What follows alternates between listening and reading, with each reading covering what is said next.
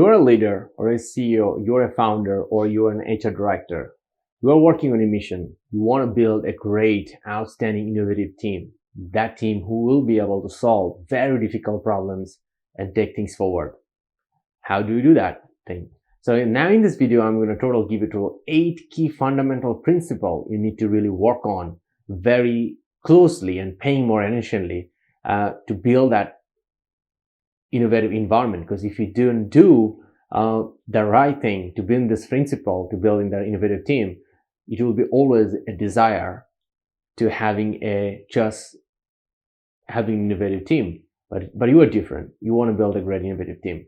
So now let me get started and tell you that 8 key principles to build a great innovative team.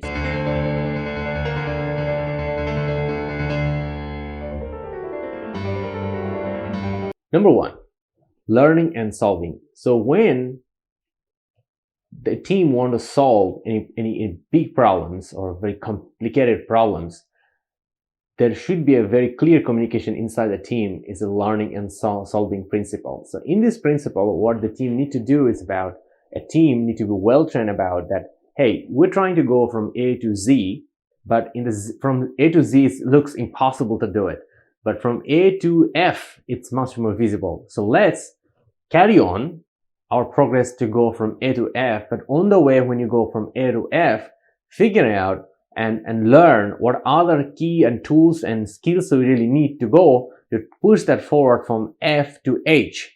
So that's the way it should be going through. It's about getting that learning and progressing and learning and progressing and that need to happen, that cycle. So in this one, the team leader or the innovative team leader need to be well coached and well supported by skill set and also their mindset and also their health, and also they're well coached, well supported by top executive teams. Otherwise, it will not happen. So they need to be well trained too, so they can keep training their teams constantly by empowering them by every possible meetings, every possible communications, talking about this cycle, and that will keep up the team's motivation up and morale up, so they can keep going forward and keep making this progress. Number 2. Principle is a carrot and stick approach.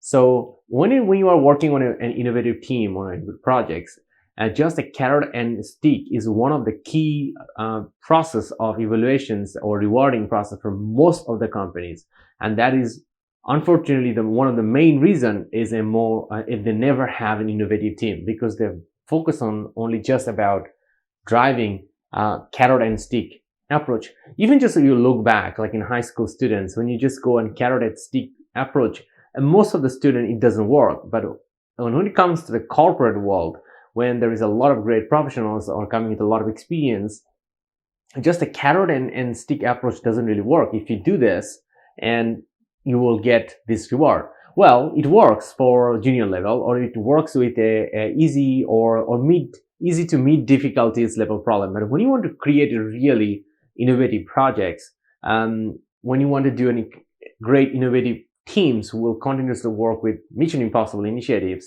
so just a carrot and stick will not work. You need more. So what are the other things you really need to win this more which is I'm going to mention about the principle 6 to principle 8. So let's stick forward and let's go to the next principle. So number 3, in this principle about how the organization treat the failure. So if you are really criticizing any kind of failure and that is done the wrong way, so it creates a fear in your organizations, so innovations will never stick in your organization, because they have been it's counterproductive to having innovation. So when there's a lot of innovation going on in your organizations, so one of the key things going to happen that there will be a lot of failure going to happen too. But now, how do we avoid failure? So that's why we also need to bring the right people into it. But however, still, even if you bring the right people, but if you promote the culture of having a lot of fear of losing the job, or a lot of fear about losing the respect or positions in the organization, so those A player will not take the risk of take the big leap to become successful. Let me give you another quick example to make you more clear.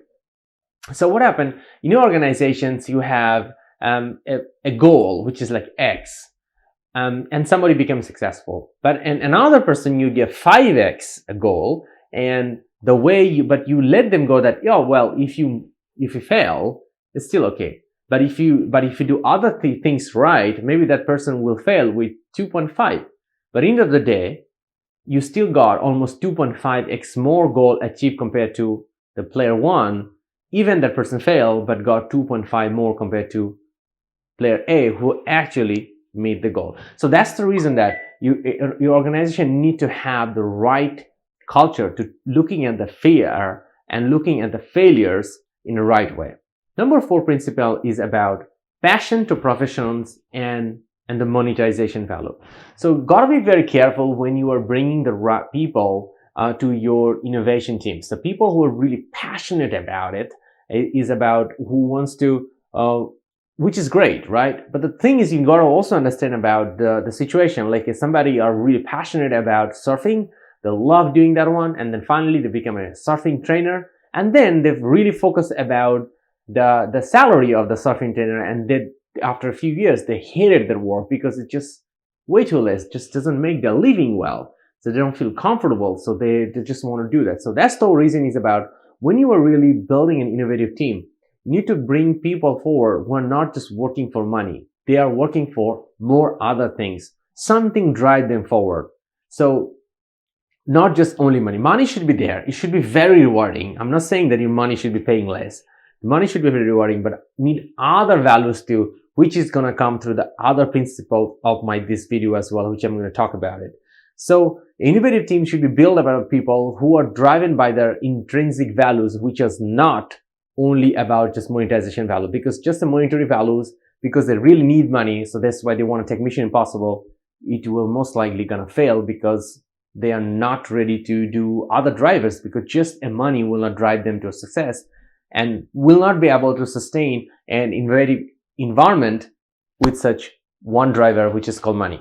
So number 5, like I say, this one is about intrinsic value. You need to define what are the key intrinsic values will drive your innovative team's players to become successful. So here I would like to share with you the total 3 intrinsic values which will be helping you to drive your innovative team forward too. So here's the point. The tip number 5, we just want to be clear. You need to identify those intrinsic value drivers, which you don't have to worry, because I'm going to tell you in the next 3 of these principles. So get those intrinsic value and drive them and promote them very regularly is the principle number 5. So now the principle number 6 is the autonomy. So you gotta give a great amount of autonomy to the A players and tell them to go over the moon with their ideas. Let them perform the way they want to perform, because then they know what they want to do and how they want to solve the problem. But however, giving them a framework and do a review process and giving them feedback mechanism can really make them go over the bar consistently. So that's why the autonomy is one of the key principles of letting the A player becoming successful, and which could be a great asset for your innovative culture and your team.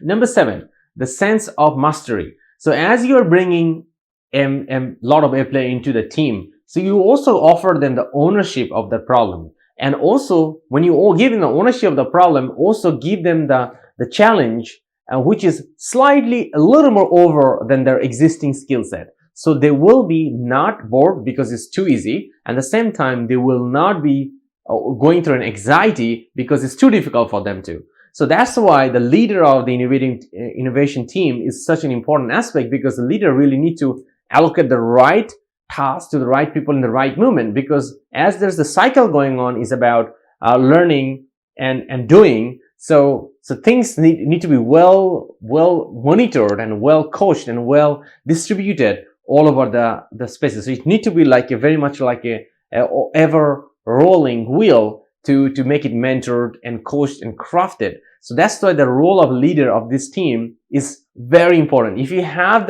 not the right team player, which is definitely you don't have an innovative culture, but if you don't have a leader of the innovative team, which is not the right one, you will never have it. if you have a great leader, I mean, the right leader for the innovative culture, but if you have not a great player, but the leader, but over time can create an innovative team. But without having the right leader, you will never have it, even if you have a great team player into the team. Number 8, the sense of purpose. It's very important aspect at the same way for which is create the intrinsic driver to get the team member keep going. You really need to define that the product or the problem you're solving, what will be the key values for the team, for the company, and for overall the community or for the world. And that need to be crafted down in intrinsic values for each of the team members of the in the innovation team. So when you are hiring the people for innovative team, you got to be very careful about. You need to ask these questions. Hey, this is the thing we're doing on. How do you feel about it? And then, does it really drive you forward? Do it make you excited? And then you can ask them one more question is about why do you feel excited? And tell us a story that you have done similar kind of thing in your life or in your career, and that really drive you forward. So those stories can really help you out to bring the right people to come to your team, because when you bring them the right in the team, that then you can coach them to the right coaches or in the right team members to take them forward. So that hiring process is very important, but it's got to start with your own product and company and defining that intrinsic values, which is the sense of purpose, is really key. So here you go. So these are my total 8 principles for you to build your great innovative product, because you are already in 2020, this amazing era, which is a lot of impossible problem can be solvable by building the right team. So if you have any questions about any of the tips, go ahead and comment below. Myself and my team definitely going to love to give an answer. At the same time, if you have building a team or incubator or innovative problem solution situations, and you're facing any particular challenge, go ahead and put your challenge. Myself and my team definitely going to give an advice to take your thing forward. And here's the point. You're a leader and you are building a great innovative culture and solve some impossible problem. So for that one, you need to build the right team and the right culture. Use this 8 principle, build the team, and become successful. All the best.